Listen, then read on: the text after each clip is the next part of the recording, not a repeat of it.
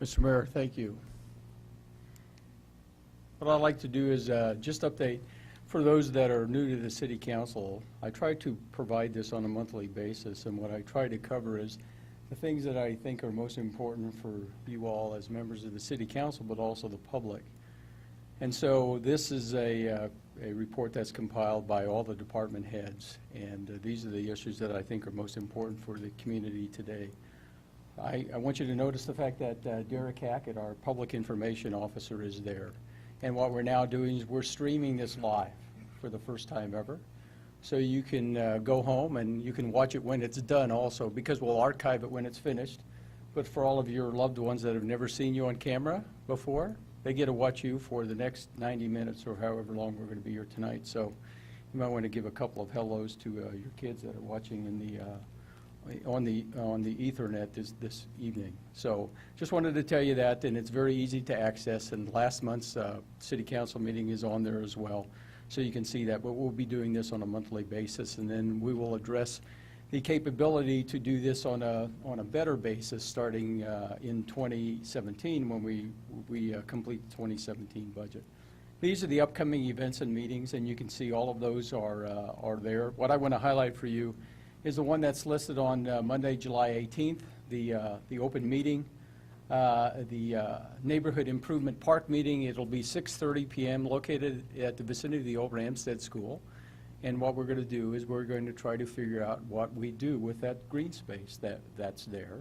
And so we're going to have a public meeting there for anybody who wants to attend, but specifically for the folks that live in that area. And on a Thursday, the August 4th, we're going to have a meeting on the downtown public gathering space, and that will be located in Oak Park. We thought it would be better to have these on locations where we're potentially going to be doing some of the work or having in an outdoor space. So I wanted to make sure that everybody's aware of that as well. And you can see our next City Council meeting will be prior to that on Monday, August the 1st. What you have in front of you is what the city staff over the last few months, this has taken us about 6 or 7 months in order to complete this City Council guidebook. And there's about 53 pages of text that's there. It's an overview of many of the departments and how the city government actually works. So for all of you that this is your first time, I thought it'd be important for you to get a copy of that. And then it lists all the different committees and commissions and everything else, and the frequency of meeting, et cetera, et cetera. And that's also going to be available online, so anybody can read through that. It highlights specific points for a city council, and you can see that those items that I wanted to highlight for you as part of the briefing, so you can go through that in your at nighttime and read through that so you can see what that's all about. And then again, the hard copy is provided, but digitally it's online at that address that you see in front of you as well.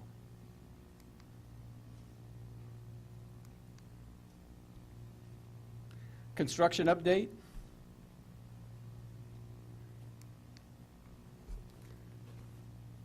Our downtown infrastructure project, the phase 2 is underway. The concrete's now being placed, and you can see there's a photo of what we did last week. And we're progressing there pretty well, with the exception of the rain that we've had today. And Mark Lyman is going to hand out a detailed update on what's going on that project, so you all can read that information in more detail. And we have copies that will be available to the public as well. So just want to let you know that that's progressing quite well, and we're pleased with the work that's being done. And it actually is a lot less issues than we faced last summer. Oak Park Bridge replacement. You can see the work that's being done there. We're about a week behind schedule right now, but we still anticipate the fact that we'll be done in time to open the road up for the school year that will start in about a month and a half from now. And the detour routes are in place. We tried to update the signage as necessary in order to make sure that everybody understands exactly where they need to go. But that work, I was down there on July 4th actually, and there were some workers that were doing something on the site, so I was pretty pleased to see that. The water treatment plant, if you drive through there recently, you can see some of the flood walls, and you see that in the picture in front of you. So that work is progressing pretty well, and we don't have any major issues associated with that. The 6th Street pump project, that is finally, I know that we've opened and closed that roads many times during the course of the last 12 months, but I think now that we put the concrete in place for the sidewalk and everything else, we are done with that project. And now it's complete. We've tested it and everything else, and so everything has worked out quite well. So I'm finally glad to say that I think that project is coming to a closure. 37th Street Avenue Southwest project, if you've gone out there recently, we're in the midst of doing a lot of work out there, but touring it by tennis shoe over the past weekend, I can tell you that it's progressing quite well, and as long as the weather continues to be favorable to us, I think that we'll be able to finish that on schedule as well. 36th Avenue Northwest project, no major issues there as well. So you can go up and see that project at your nauseam. And if you want to, the city engineer will be glad to, if you've never been to any of these project sites, the city engineer will be glad to escort you there. The Hillcrest Drive retaining wall project, no issues associated with that. The substantial completion date is still scheduled to be on the 21st of October. And I want to thank the folks that live in that area, because I've looked at that project site many times, and the access and egress out of that is something that you just have to put up with for a few more weeks, and then we'll be finished.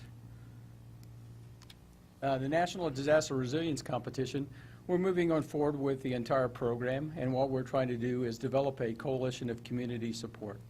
And as I mentioned to you last month during the public update, that is the most important thing that we're trying to do here, is to make sure that we get that public support. Because without that public support, we won't be able to define exactly the scope of work that's going to be done. So with the two public meetings that we have coming up, one in July and one in August, that will begin that level of public support that we need in order to make sure that we bring this program to fruition over the next several years. The neighborhood recovery, this is a picture of the existing vacant land at Ramstead School. This was taken today. So you can see there's 11 acres out there. In order to make sure that we do this right, because there's many agencies that are involved, the Park District, the School District, the City of Minot in particular, so all of those organizations have to come together to figure out exactly what we're going to do with this.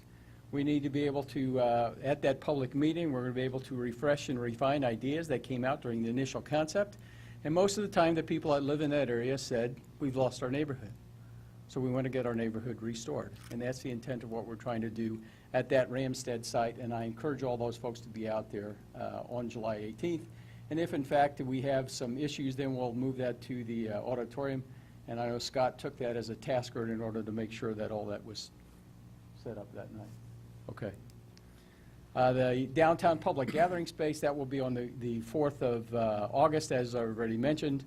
And we want to make sure that we're able to build upon the concepts that are already in place.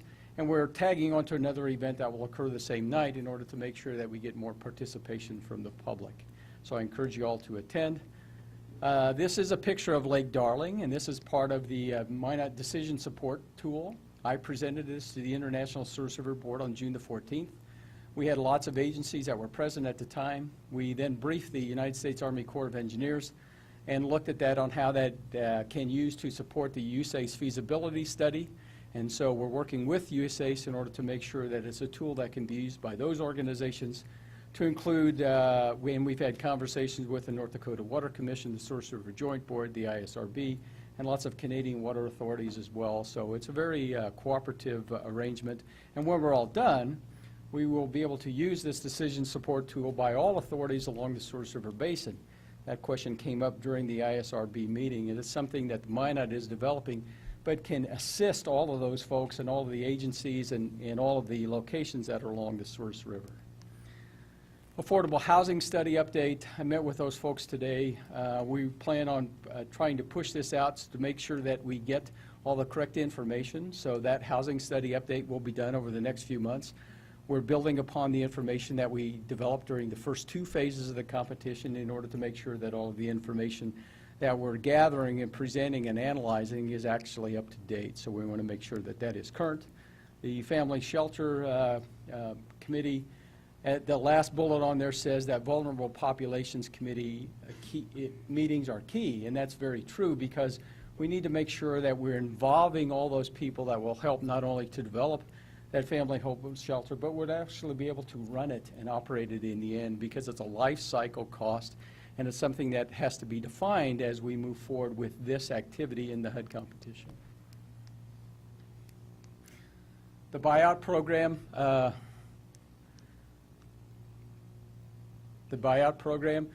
We had discussions with the North Dakota Water Commission. Those have been successful to date.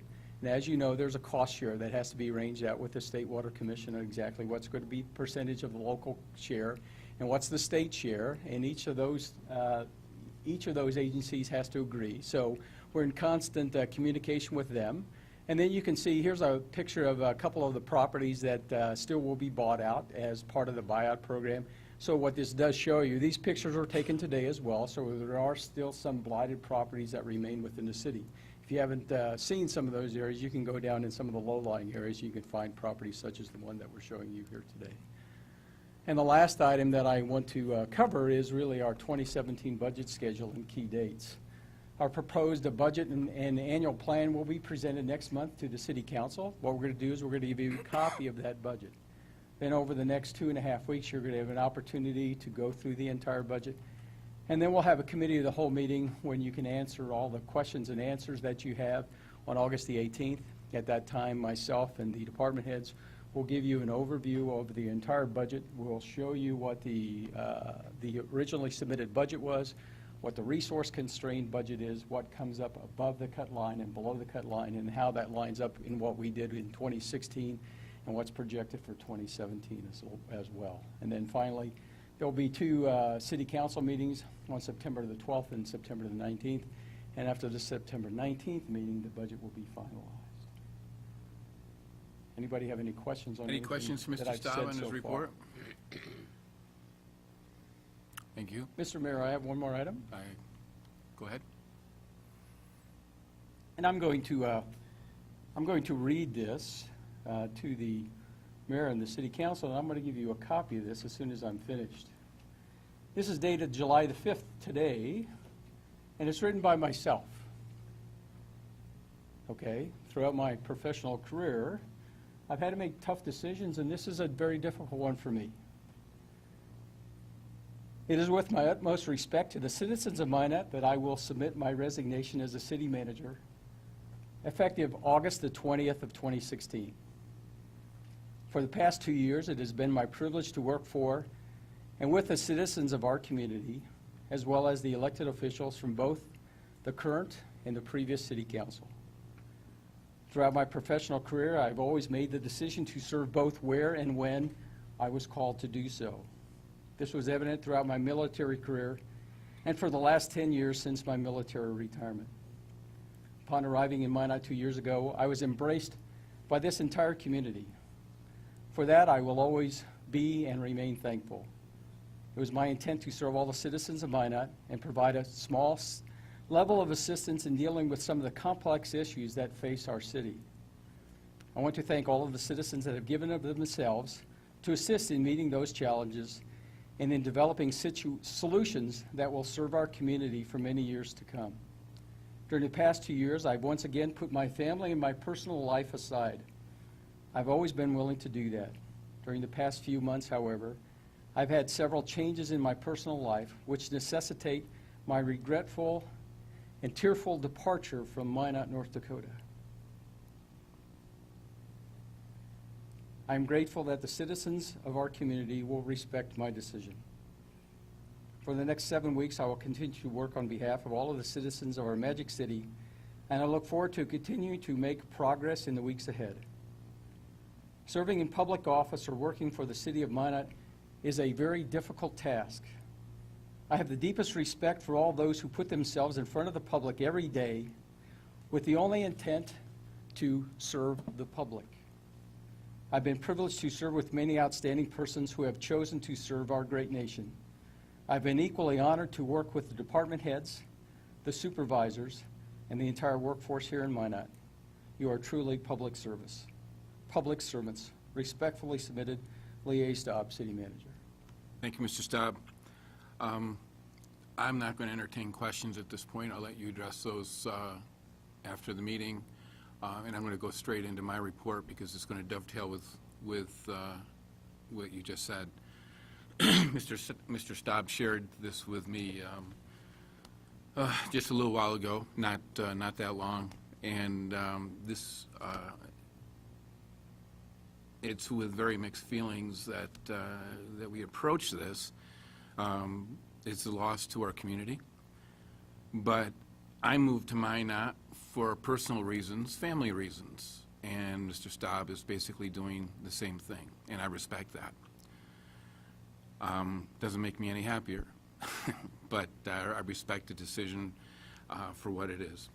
Along those same lines, these are big shoes to fill, very big shoes to fill. We've made tremendous progress in the 2 years that Mr. Staub's been in our community, and I don't want slip back.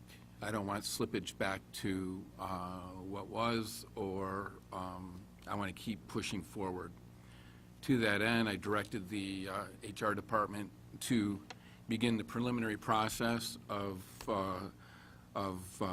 replacing Mr. Staub, and I suggested that we go about it in the same manner in which we found Mr. Staub. And Lisa's been working on that since a couple of days ago when this all came out. So we are not waiting. We aren't going to wait. We're going to move forward, and we are going to find the very best candidate for this community, and we are going to continue pushing forward using the momentum Mr. Staub has given us. So, thank you.